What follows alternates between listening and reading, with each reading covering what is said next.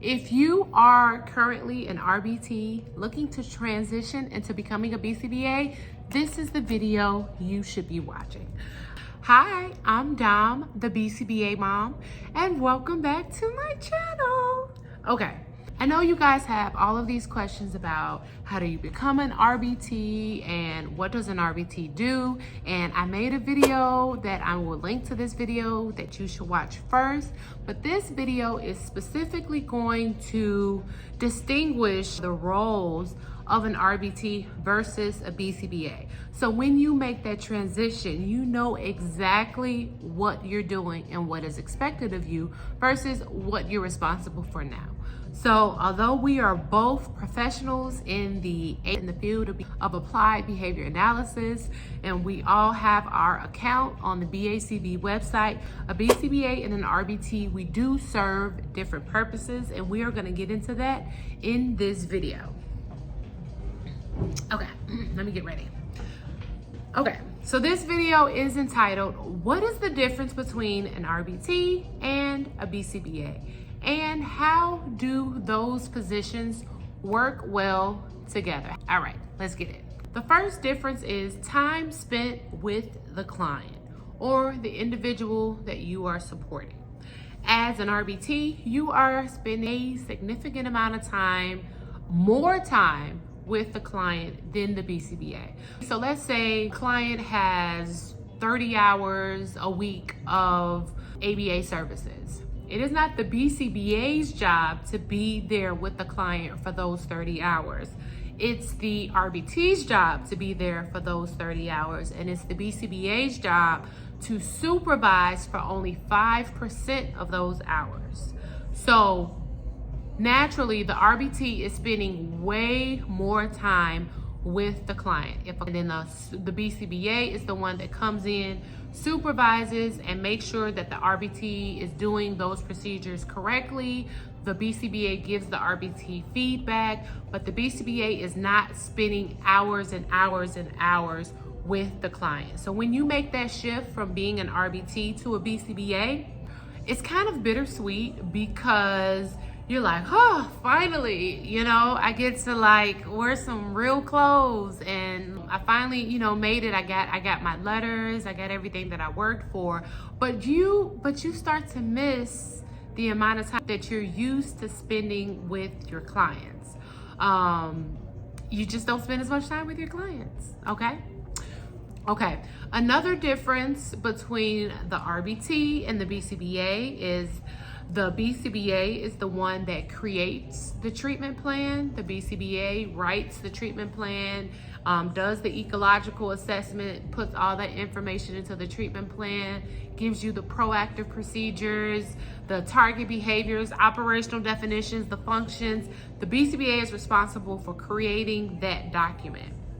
However, it is the RBT's responsibility to carry out what is listed in that document. You can look at it as the BCBA is the coach who writes the plays, and the RBT is the quarterback that carries out the plays. But it is important that the RBT knows exactly what all of those procedures are. How to not just know what the procedures or what the terms are, but how to apply them. So if a BCBA were to write in a treatment plan, use a token economy and provide differential reinforcement and just type in all of these things in the treatment plan, it's the responsibility of the RBT to know exactly what those terms are and how to apply them. Okay, and if you don't know, it is also your responsibility to tell your BCBA, I don't really know what this means. Can you model how I am supposed to carry this out for the client that we serve? Okay, another difference between the RBT and a BCBA, it is the RBT's job to collect all the data, right? So the RBT usually has their little book here, and they're running programs, and they say, hey Lindsay, can you match red? And then they're collecting all this data, and this is the raw data, right? So it's the RBT's job to collect the data, but it's the BCBA's job to input the data into the computer, create a graph, add the phase change lines, add the graph description, talk about the rates and the variability and the levels and all the things that have to do with the graph, and present the graph to the parents, to the stakeholders, to the IEP team, whomever, okay? So that is one way that those two positions work together. We can't create a graph if we don't have any data. So it is up to the RBTs to collect that data, to give it to us so that we can analyze it and present it.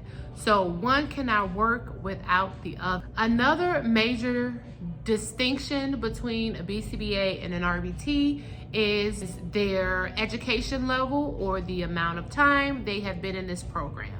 So in order to be a BCBA, you have to have a master's either in ABA, in social work, in special education, psychology was my field, and then you take additional coursework to become a BCBA.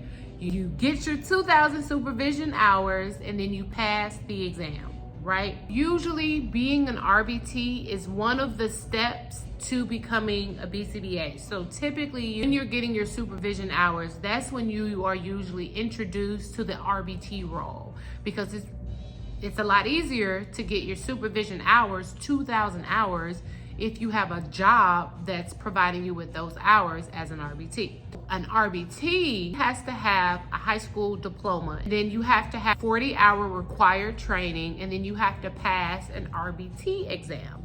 So similar to the BCBA, you have to have a certain level of education, you have to have a certain level of training, but you both have to pass an exam given by the board. And the cool thing about an RBT is an RBT can range from somebody who has a high school diploma to someone who has a master's. They just haven't gained that 2,000 hours yet, or they haven't passed their exam yet. So RBTs can really range when it comes to their experience in the field or education level. My last distinction between the two roles of a BCBA and an RBT, and let me just say, this is not an exhaustive list, this is just all that I have time for today, is the connections that you build with the clients or the families that you serve. Now, I remember when I was a behavior technician, I was literally in the home every single day for 3 hours, 4 hour sessions. Sometimes I would leave and I would come back and I would do another 3 or 4 hour sessions. So, I mean, I was getting really, really close with the family. I was getting close with the siblings, because if we were working on some programs that included social skills, I would ask the siblings to come in on our sessions. So I was getting really, really close with the family. I was building relationships. As a BCBA, you don't spend as much time with the family, but you should have a relationship in a different way. So as the BCBA, you are required to do the parent training. Sometimes it's once a week, sometimes it's once a month, depending on what your insurance requires. But as a BCBA, you still should have a relationship with the client and with the family. Even though you don't see the individual, the kiddo, the client as frequently as the RBT, it's still really important to maintain that relationship and have a relationship. But it's also very important to have a great relationship with each other, okay? To me, there is no hierarchy when it comes to an RBT and a BCBA, because both positions work so well together. I can write the best treatment plan ever, but if I don't have anyone to carry it out, crickets, right? I can, have a good relationship with the families, but I don't see them frequently enough to know that there have been some major changes in their life. Like one of the parents moved out, or one of the grandparents moved in, or the dog died, or just major changes that are going on in their life. So it's very important that the BCBA and the RBT have a great relationship where they communicate really well together. Okay, we are a team. It's not us versus them. I feel like if you are a BCBA and you have an RBT in your life who is trying to become a BCBA, you should be that person in their lives that are helping them to achieve that goal. So you should be their teacher, their trainer, their mentor, their supervisor. Even if you're not giving them specific supervision hours, you should just answer their questions, help them to learn this field more. It is our job to train. We should learn from each other. It should be a bi-directional relationship. So whatever you know as an RBT, feel free to share it with your BCBA. You should be giving your BCBA feedback, and then you should also be willing to receive feedback from your BCBA. Okay, so if you want to add to the list of the differences between a BCBA and an RBT, like I said, this is not an exhaustive list. Let's keep this list going. Let's keep it going. So let's add to the list. What are some major differences between a BCBA and an RBT? When you had that transition, what was like the biggest shocker? Like, oh, I didn't realize I'm responsible for this now, or I didn't realize I would never do this again. I remember when I realized I wasn't spending as much time with my clients, I was a little sad, just a little bit, but then I got over it. If you have any comments or questions, do not hesitate to type them in the chat. And don't forget to subscribe to this channel. Hit that notification bell. That way you get notified when I upload new content, because when I tell you, it just keeps getting better. And I have so much more to share with you. All right, guys, thanks for coming. Bye.